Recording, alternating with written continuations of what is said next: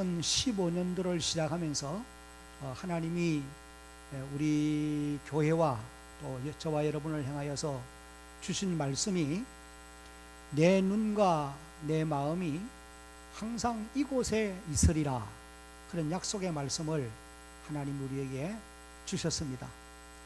오늘도 우리는 이 약속의 말씀이 우리 가정과 또 우리가 섬기는 하나님의 교회, 그리고 여러분 각자에게 적용되어지도록 임하여지기 위해서 오늘 우리는 다윗의 모범된 그런 행위를 본받아서 하나님을 섬겨 살아가는 그런 주의 백성들이 되어야 할 줄로 믿습니다. 하나님이 열왕기상 9장에서 약속하신 말씀대로 너희가 다윗의 행위를 본받아 살아가고, 그리고 하나님이 주신 계명의 말씀을 지켜 살면은 내가 영원토록 내 눈길과 내 마음이 항상 너희와 함께 있을 것이고 이 성전에 임재해 있을 것이다, 약속을 하셨습니다.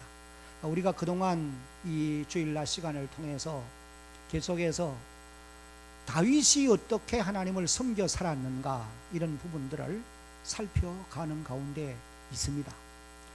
오늘 우리가 읽은 이 본문을 통해서는 선대하는 다윗의 마음을 오늘 우리가 본받아야 되겠다, 그런 마음으로, 그런 뜻으로 오늘 이 말씀을 통해서 하나님이 주시는 은혜를 나누기를 원합니다.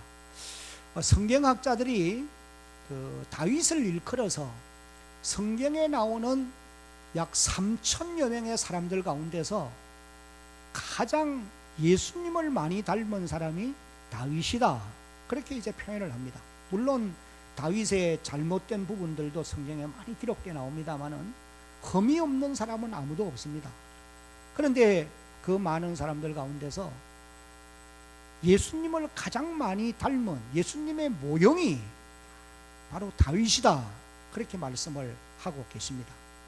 우리가 사무엘상 16장에서부터 역대상까지를 읽어보면은 이 다윗에 대한 기록이 적어도 61장이나 이 다윗의 역사를 기록하고 있어요. 물론 시편의 글들은 빼놓고 말합니다. 그리고 또 신약 성경에 와서도 보면은 예수님을 일컬어서 다윗의 우손, 다윗의 자손 예수여, 다윗의 자손으로 그렇게 표현한 말씀들도 많이 볼 수가 있는 것입니다. 여러분, 그러면은 왜 이 성경학자들이 다윗을 예수님의 모형이라 그렇게 말씀을 하시느냐? 그것은 바로 다윗을 통해서 예수님의 모습을 구약시대에 벌써 보여주고 있기 때문에 그렇다는 거예요. 몇 가지 살펴보면은 그 첫 번째는 다 같이 한번 읽어봅니다. 시작.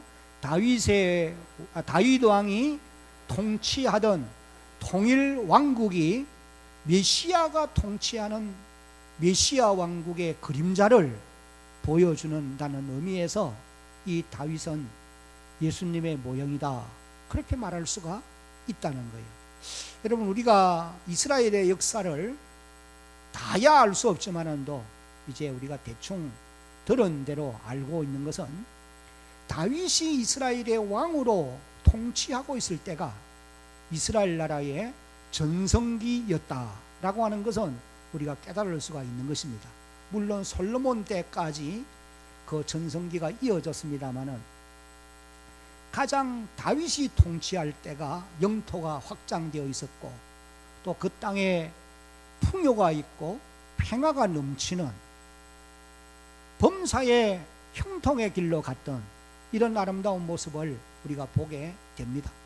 우리가 지난번에도 열왕기하 8장에서 살펴본 대로 다윗이 어디를 가든지 하나님께서 그를 형통케 하셨더라. 한번 따라합시다. 이기게 하셨더라. 어디를 가든지 하나님이 이기게 한다는 거예요. 그래서 열왕기하 8장 26절을 보면은 이렇게 8장 6절을 보면은 이렇게 기록되어 있어요.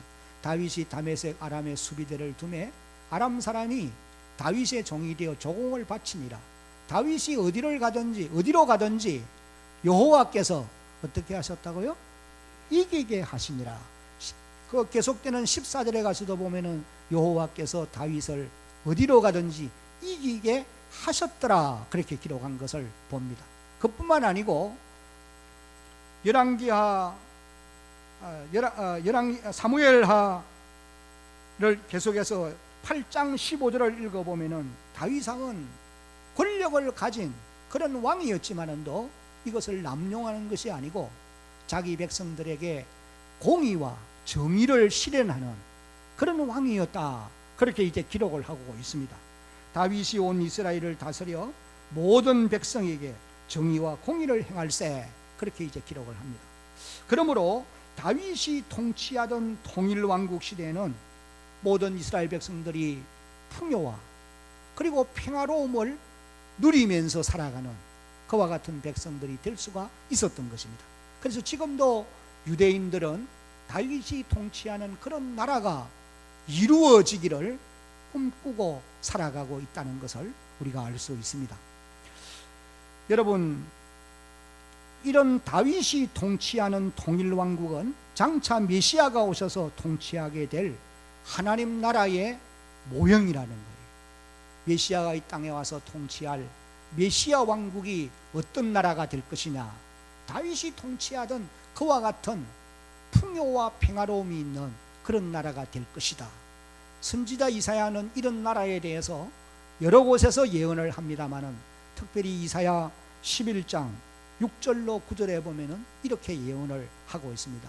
그때에 메시아가 오셔서 통치하던 그때를 말합니다. 그런 나라가 언제 올 것인지, 앞으로 주님이 땅에 오게 되면은 그 나라가 형성되어질 것이, 이리가, 거기서부터 우리 다 같이 한번 쭉 읽어가 봅니다. 시작. 이리가 어린 양과 함께 살며 표범이 어린 염소와 함께 누우며 송아지와 어린 사자와 살찐 짐승이 함께 있어 어린 아이에게 끌리며 7절 암소와 곰이 함께 먹으며 그것들의 새끼가 함께 엎드리며 사자가 소처럼 풀을 먹을 것이며 젖먹는 아이가 독사의 구멍에서 장난하며 젖된 어린아이가 독사의 굴에 손을 넣을 것이라. 내 거룩한 산 모든 곳에서 해됨도 없고 상함도 없을 것이니 이는 물이 바다를 덮은같이 여호와를 아는 지식이 세상에 충만할 것임이니라. 아멘. 여러분, 하나님 나라의 아주 중요한 특징은 공평과 정의 그리고 풍요와 평화로움이라고 말할 수가 있는 것입니다. 왜 하나님의 나라가 그런 평화로움과 또 풍요함과 공의와 정의가 실현되느냐? 만왕의 왕이신 그리스도 예수께서 통치하시기 때문에 사단의 권세를 완전히 결박시키고 모든 대적을 물리칠 수 있기 때문에 메시아가 이루는 왕국이, 그런 왕국이 이루어진다는 것입니다. 여러분, 이런 왕국이 장차 예수를 구주로 믿는 우리 모든 성도들에게 주어진다는 사실을 믿고 살아가는 그런 여러분들이 되시기를 바랍니다. 이것이 성경에 기록되어 나오는 약속의 말씀인 것입니다. 그 다음에 다윗의 어떤 모습이 예수님을 닮은 것이냐? 두 번째는 한번 같이 읽어봅니다. 시작. 다윗의 인격적인 면입니다. 다윗의 인격이 그리스도 예수를 닮았다는 거예요. 다윗은 용감함과 용맹함과 또 그의 온유함이 조화를 이룬 사람이다, 그렇게 말할 수가 있습니다. 사울의 이 다윗의 역사가, 다윗에 대한 기록이 사무엘상 16장에서부터 이제 등장이 되어 나오는데 17장에 와서 보면은 이 다윗이 골리앗을 대적하는 그런 모습을 이제 우리가 보게 되어집니다. 골리앗을 대하여서는 이 다윗이 얼마나 용맹한지 모릅니다. 강하고 담대합니다. 그러나 이제 계속되는 말씀을 쭉 보면은 자기 백성들을 대하여서는 언제나 긍휼과 자비를 베푸는 온유함이 있는 이런 모습을 볼 수가 있어요. 바로 이 다윗의 인격적인 면은 예수님의 모습을 닮은 것이다 라고 말할 수가 있다는 겁니다. 우리가 복음서를 읽어보면은 메시아이신 예수님은 악한 자들을 대하여서는 아주 단호합니다.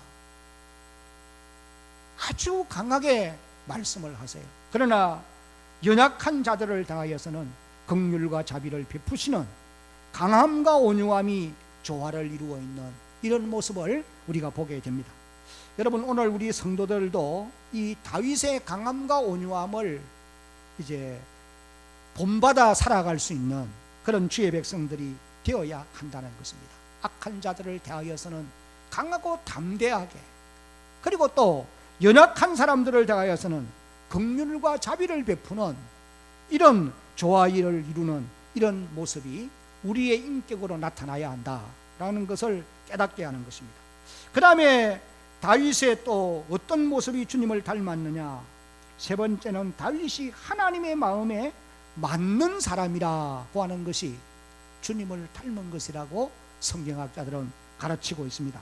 사도행전 13장 21절로 22절을 보면은 그 후에 그들이 왕을 구하거늘 하나님이 베냐민 지파 사람 기스의 아들 사울을 40년간 주셨다가 패하시고 다윗을 왕으로 세우시고 정언하여 이르시되 내가 이새의 아들 다윗을 만나니 그 다음부터 내 마음의 시작, 내 마음에 맞은 사람이라, 맞는 사람이라, 내 뜻을 다 이루리라 하시더니, 한번 따라합시다. 내 마음에 맞는 사람이라.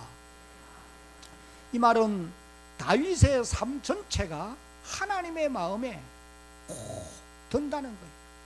하나님의 마음에 합한 그런 삶이 다윗의 삶이다. 그렇게 이제 말씀을 하시고 계시는 것입니다. 바로 이런 모습은 예수님의 삶이 하나님의 마음에 합한 마음이었죠. 여러분이 마태복음 3장을 읽어보면은 예수님이 세례를 받고 물 위에 올라왔을 때에 하늘로서 음성이 들리기를 이는 내 사랑하는 아들이요 내 기뻐하는 자라 하시니라. 그렇게 말씀을 하십니다. 그리고 또 마태복음 17장 5절을 보면은 베나산상에서 하나님께서 예수님을 일컬어 이렇게 말씀하세요. 말할 때 혼련히 빛난 구름이 그들을 덮으며 구름 위에서 소리가 나서 이르시되, 이 사람은 예수님을 두고 하는 말씀이에요. 내 사랑하는 아들이요 내 기뻐하는 자니 너희는 그의 말을 어떻게 하라? 들으라 하시니라. 우리 주님은 이 땅 위에 한 생애를 사시면서 자기의 뜻대로 살지 아니하시고 아버지의 뜻대로 사심으로 말미암아 하나님의 기쁨이 되어진 그와 같은 삶을 사셨던 것입니다. 그래서 예수님께서 아버지의 마음에 꼭 맞는 삶을 사셨던 것처럼 다윗도 하나님의 마음에 꼭 맞는 하나님이 기뻐하시는 삶을 살았다고 하는 사실이에요. 여러분, 그러면 다윗이 어떤 삶을 살았기에 하나님의 마음에 맞는 삶을 살 수 있었느냐? 몇 가지 우리가 요약을 하면은, 그 첫째는 믿음으로 대적을 물리치는 삶을 살았기 때문에 하나님이 다윗을 만날 때에 하나님 마음에 맞은 사람이라 라고 말씀을 하신 것입니다. 사무엘상 17장을 읽어보면은 골리앗을 향하여 다윗이 나아갈 때에 믿음으로 나아갑니다. 하나님을 의지하는 믿음으로 나아가면서 이렇게 고백했어요. 사무엘상 17장 45절 46절에 다윗이 블레셋 사람에게 이르되 너는 칼과 창과 단창으로 내게 나오거니와 나는 만군의 여호와의 이름 곧 네가 모여가는 이스라엘의 군대의 하나님의 이름으로 내게 나아가노라. 오늘 여호와께서 너를 내 손에 넘기시리니 내가 너를 쳐서 네 목을 베고 블레셋 군대의 시체를 오늘 공중의 새와 땅의 들짐승에게 주어 온 땅으로 이스라엘에 하나님이 계신 줄을 알게 할 것이다. 히브리서 11장 6절을 보면은 믿음이 없이는 하나님을 기쁘시게 할 수 없다고 그랬습니다. 그래서 하나님께 나아가는 자는 그분이 살아계시는 것과 그분을 찾아 나오는 자들에게 한번 따라합시다. 상 주시는 이심을 믿어야 할지니라. 하나님을 기쁘게 하는 것은 하나님을 믿고 하나님을 의지하는 그 믿음으로 대적을 쳐서 싸워서 이길 수 있는 이런 믿음의 사람을 하나님이 귀하게 보시고 그런 믿음을 가진 다윗을 하나님의 마음에 맞은 사람이라 그렇게 표현을 하고 있는 것입니다. 여러분의 믿음이 여러분의 대적을 이길 수 있는 그런 주의 백성들이 되어서 하나님의 마음에 맞은 그런 주의 백성들로 살아갈 수 있기를 중심으로 바랍니다. 그 다음에 어떤 면이 또 다윗이 하나님의 마음에 맞았느냐 한번 같이 읽어봅니다. 두 번째 시작. 매사에 하나님께 물으면서 살았기 때문입니다. 여러분 계속해서 다윗의 이 역사를 읽어가 보면은 다윗의 가는 길에는 파란만장한 일들이 너무 많습니다. 한 생애를 살아가면서 다윗이 매사에 하나님께 묻습니다. 하나님 어떻게 할까요? 그리고 하나님의 응답을 받습니다. 그리고 순종의 삶을 살아가는 이런 모습을 우리가 볼 수가 있다는 거예요. 사무엘상 23장 2절을 보면은 다윗이 여호와께 묻자와 이르되 내가 가서 이 블레셋 사람을 치리이까? 여호와께서 다윗에게 이르시되 가서 블레셋 사람을 치고 그 일 나를 구원하라 하시니. 계속되는 3절을 가보면은 동료들이 다윗과 함께하는 사람들이 블레셋을 치는 일은 위험한 일이니까 우리가 그 일을 할 수 없다고 말을 해요. 그러니까 다윗이 하나님 앞에 다시 나가 묻습니다. 그랬더니 하나님이 또 다윗에게 말씀해 주신 이런 기록을 우리가 보게 됩니다. 사랑하는 성도 여러분, 하나님의 마음에 맞는 사람의 삶은 인생을 살아가면서 매사에 하나님께 묻고 살아가는 사람들이다 라고 말할 수가 있어요.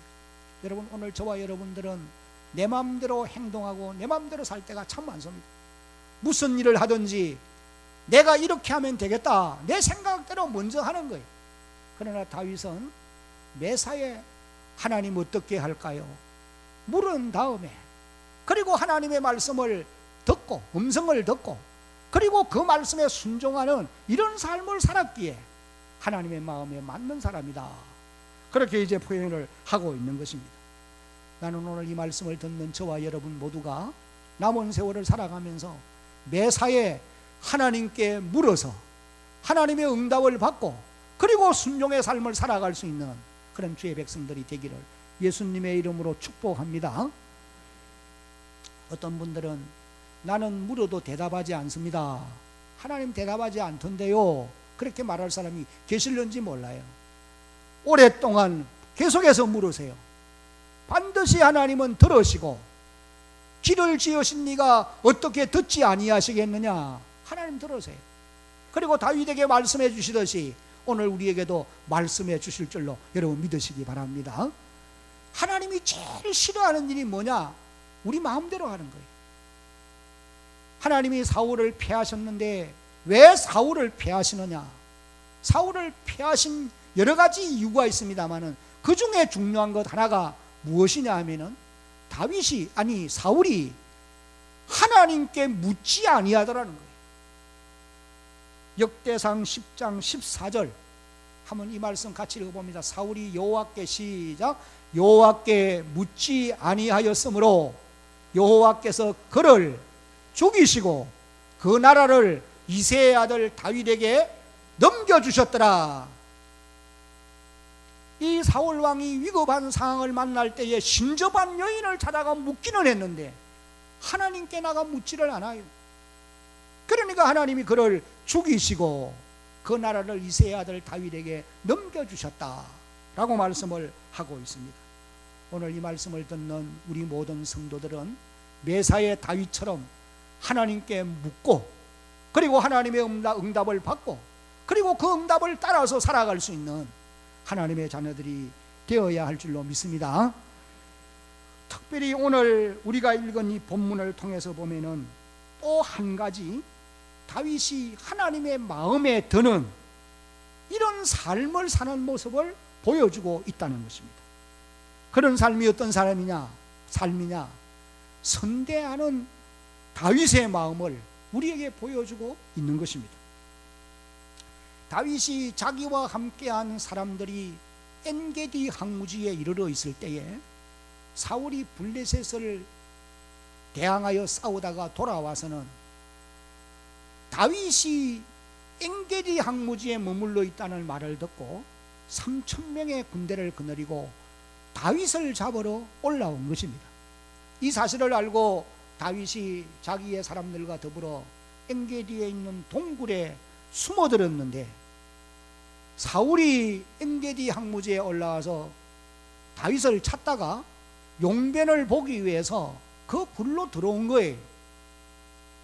그러니까 다윗이 함께하는 사람들이 말하기를 하나님이 오늘 당신의 원수인 사울을 죽일 수 있는 절호의 기회를 하나님이 우리에게 주셨습니다. 그러니 한 칼에 사울을 베서 죽일 수 있다는 거예요. 그 말을 들은 다윗이 자기의 칼로 사울의 옷자락만 베고 그리고 사울을 살려보내는 이런 기록이 이제 오늘 이 본문에 기록되어 나오는 말씀이에요. 이런 일이 사무엘상 26장에 가서 보면은 또 기록이 되어져 나옵니다. 사무엘상 26장 1절로 12절을 보면은 다윗이 십광야에 머물러 있을 때에 역시 사울이 군대를 끌고 다윗을 잡으러 올 때에 죽일 수 있는 기회가 왔지만도 사울을 선대하는 이런 모습이 기록되어 있어요. 사무엘상 26장 8절로 10절입니다. 아비새가 다윗에게 이르되, 아비새는 다윗의 수종드는 장군이죠. 하나님이 오늘 당신의 원수를 당신의 손에 넘기셨나이다. 그러므로 청하오니 내가 창으로 그를 찔러서 단번에 땅에 꽂게 하소서. 내가 그를 2번 찌를 것이 없으리이다 하니. 9절 다 같이 읽습니다. 시작. 다윗이 아비새에게 이르되 죽이지 말라. 누구든지 손을 들어 여호와의 기름 부음 받은 자를 치면 죄가 없겠느냐 하고. 10절 시작. 다윗이 또 이르되 여호와께서 살아계심을 두고 맹세하노니 여호와께서 그를 치시리니 혹은 죽는 날이 이르거나 또는 전장에 나가서 망하리라. 여러분, 우리는 여기서 다윗이 사울을 대하여, 자기의 원수인 사울을 대하여 선대하는 이와 같은 아름다운 모습을 2번이나 발견하게 되어집니다. 다윗의 이런 선대하는 마음이 어디서 왔겠느냐, 어디서 났겠느냐, 다윗의 이런 선대하는 마음이 어떻게 생겨날 수 있었겠느냐. 그것은 첫째 우리 같이 한번 읽어봅니다. 시작. 다윗은 하나님을 경외하는 신앙이 있었기 때문입니다. 6절에 그렇게 기록했어요. 자기 사람들에게 이르되 내가 손을 들어 여호와의 기름 부음을 받은 내 주를 치는 것은 여호와께서 금하시는 것이니 그는 여호와의 기름 부음을 받은 자가 됨이니라. 하나님의 기름 부음을 받은 자이기 때문에 내가 그를 칠 수 없다. 여러분, 구약 성경을 읽어보면 기름 부음을 받았다는 표현이 많이 기록되어 나오는데, 이것은 우리가 아는 대로 선지자나 제사장이나 왕을 세울 때에 그 머리에 기름을 붓고 구별되게 하여서 그 직무를 수행하게 하던 하나님의 하나의 방법이었습니다. 사울은 하나님이 기름 부어 세운 이스라엘의 왕이라는 거예요. 다윗을 죽이기 위해서 계속해서 접근해 오지만은 다윗의 마음속에는 어떤 생각이 있느냐 하면은 이 사울은 하나님을 대신하여 세운 통치자라고 하는 사실을, 왕이라고 하는 사실을 그의 마음속에 늘 가지고 있었다는 거예요. 다윗은 사울 왕을 원수로 여기지 않습니다. 자신이 여전히 섬겨야 될 왕이요 주인이라는 거예요. 여러분, 이런 마음이 어디서 생겨날 수 있겠어요? 자기를 죽이기 위해서 계속해서 접근해 오는 이런 대적인데 하나님이 그를 왕으로 세웠기 때문에 내가 그를 섬겨야 될, 그는 나의 왕이다, 그런 고백을 하고 있어요. 여러분, 이런 마음은 하나님을 경외하는 신앙에서 오게 된 줄로 여러분 깨달아야 됩니다. 우리는 이 말씀을 보면서 알 수 있는 것은 하나님을 경외하는 사람은 사람을 대하여 선대하게 되어 있어요. 그러나 하나님을 두려워할 줄 모르는 사람은 사람을 대하여 선대하지 않습니다. 악은 악으로 갚고 불의는 불의로 갚는 거예요. 한번 따라합시다. 하나님을 경외하는 자는 사람을 대하여 선대하게 됩니다. 오늘 이 말씀을 듣는 저와 여러분 모두가 다윗처럼 하나님을 경외하는 신앙의 사람이 되어서 여러분들이 대하는 모든 사람들에게 선대하며 살아갈 수 있는 주의 백성들이 되어지기를 예수님의 이름으로 축복합니다. 크게 아멘. 우리가 그런 사람들이 되어야 돼. 이런 사람이 그리스도인인 것입니다. 주님을 닮아가는 사람인 것입니다. 우리 주님께서도 자기를 십자가에 못 맞는 이 원수들을 향하여서 선대하는 아름다운 모습을 우리에게 보여주었고, 돌로 치는 사람들을 향하여 스데반도 그들을 선대하는 이런 아름다운 모습을 보여주고 있어요. 이 다윗이 바로 하나님을 경외하는 신앙이 있었기 때문에 자기의 원수인 사울을 향하여서도 선대하는 마음을 가질 수가 있었다는 거예요. 오늘 저와 여러분에게 이런 신앙이 하나님의 은혜로 주어져서 여러분이 이 땅에 한평생을 살아가면서 선대하는 마음을 가지고 살아갈 수 있는 그런 주의 백성들이 되어야 할 줄로 믿습니다. 그런 곳에, 그런 사람이 있는 곳에 하나님의 눈길과 하나님의 마음이 항상 함께 계실 줄로 믿어야 합니다. 그 다음에 이제 두 번째, 다윗이 사울을 선대하는 모습을 보면서 우리가 배워야 될 몇 가지 교훈이 있습니다. 그 첫 번째 한번 같이 읽어봅니다. 시작. 악을 악으로 갚지 말고 선을 베풀어야 합니다. 다윗이 사울을 향하여 선대하는 이 마음을 통해서 우리가 배워야 될 첫 번째 교훈이 무엇이냐? 악을 악으로 갚으면 안 된다. 선을 베푸는 그런 주의 백성들이 되어야 된다. 이것을 우리에게 말씀해 주고 있는 것입니다. 10절로 11절까지를 보면은 우리가 오늘 아침에 읽지는 않았습니다만 오늘 이 본문의 말씀입니다. 오늘 여호와께서 굴에서 왕을 내 손에 넘기신 것을 왕이 아셨을 것이니이다. 어떤 사람이 나를 권하여 왕을 죽이라 하였으나 내가 왕을 아껴 말하기를 나는 내 손을 들어 내 주를 해하지 아니하리니 그는 여호와의 기름 부음을 받은 자이기 때문이라 하였나이다. 11절에 내 아버지여 보소서, 내 손에 있는 왕의 옷자락을 보소서. 내가 왕을 죽이지 아니하고 그도 자락만 베어선저 내 손에 악이나 죄가가 없는 줄을 오늘 아실지니이다. 왕은 내 생명을 찾아 해하려 하시나 나는 왕에게 범죄한 일이 없나이다. 잠언 25장 21절로 22절 한번 같이 읽어봅니다. 시작. 내 원수가 배고파하거든 음식을 먹이고 목말라 하거든 물을 마시게 하라. 그리하는 것은 22절 시작. 그리하는 것은 핀 수철 그의 머리에 놓는 것과 일반이요 여호와께서 내게 갚아 주시리라. 다윗이 사울을 선대하는 이런 마음을 모습을 보면서 우리가 깨달아야 될 것은 악을 악으로 갚지 말고 선으로 악을 이기라고 하신 주의 말씀을 실천하는 그런 삶을 살아가야 될 것을 깨닫게 하는 것입니다. 그 다음에 이제 두 번째는 다 같이 시작. 원수 갚는 일은 전적으로 하나님께 맡겨야 한다. 12절에 보면은 여호와께서는 나와 왕 사이를 판단하사 여호와께서 나를 위하여 왕에게 보복하시려니와 내 손으로는 왕을 해하지 않을 것입니다. 잠언 20장 22절을 함께 한번 읽어봅니다. 시작. 너는 악을 갚겠다 말하지 말고 여호와를 기다리라. 그가 너를 어떻게 하시리라? 구원하시니라. 로마서 12장 19절로 21절에 내 사랑하는 자들아 너희가 친히 원수를 갚지 말고 하나님의 진노하심에 맡기라. 기록되었으되 원수 갚는 것이 내게 있으니 내가 갚으리라고 주께서 말씀하시니라. 20절 시작. 내 원수가 줄이거든 먹이고 목마르거든 마시게 하라.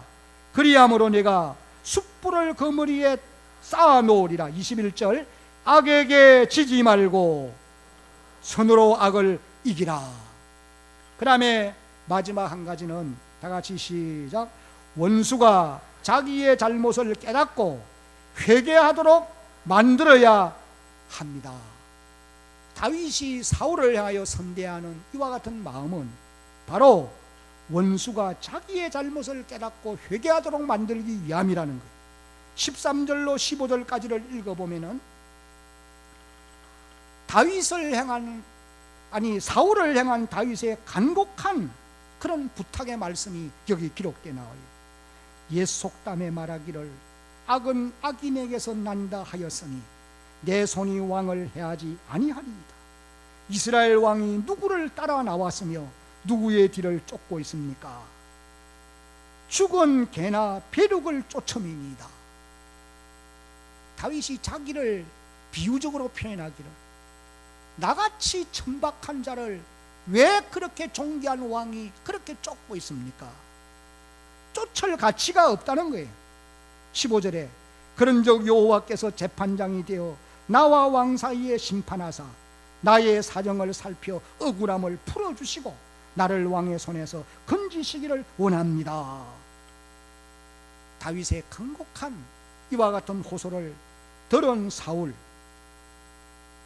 이 다윗의 음성을 듣고 회개합니다.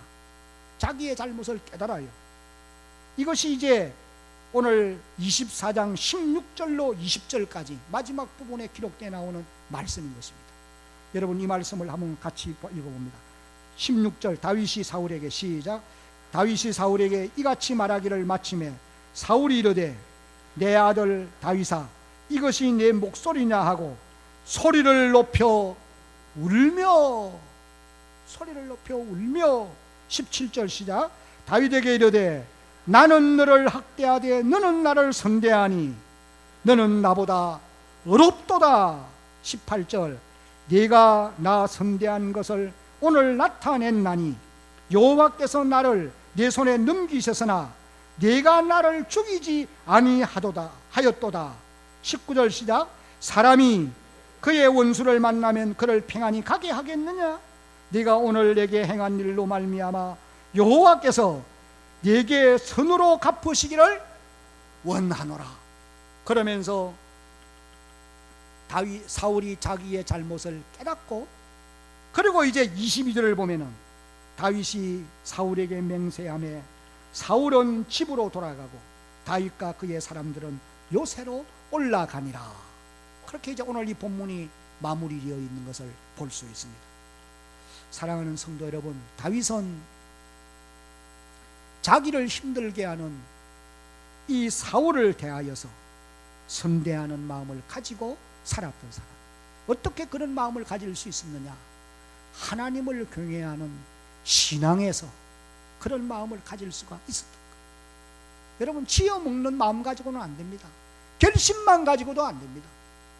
오늘 저와 여러분들이 다윗처럼 하나님을 경외하는 신앙의 사람들이 되어서 선대하는 다윗의 마음을 배워서 살아가는 그런 여러분들의 남은 생애가 되기를 예수님의 이름으로 축복합니다.